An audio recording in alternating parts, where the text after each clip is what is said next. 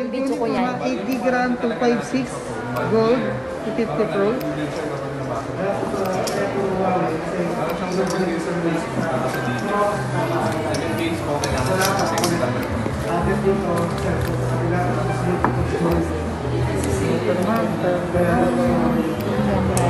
Naka-record ako.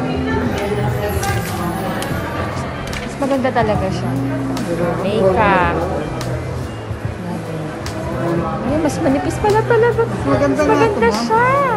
Ngayon ko lang na-realize.